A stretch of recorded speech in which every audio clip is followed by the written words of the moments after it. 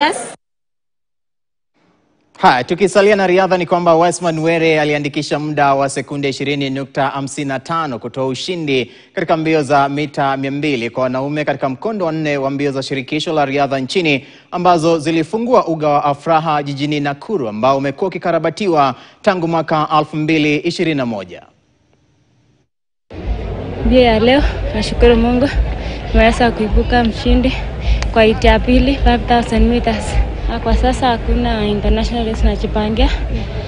My preparation is for World Championship. Wiki ijayo tutakuwa na trials ya relays kwa wale ambao wataenda World Relays mwezi wa 5 kule Uchina. Pia tuko hapa kupima wale ambao wanashiriki katika hii michezo kuhakikisha kwamba ule ambaye anaepuka mshindi hadi hiyo ushindi ni ya ukweli, ili akipata zawadi apate zawadi ambayo ni ya ukweli na ni yake kabisa.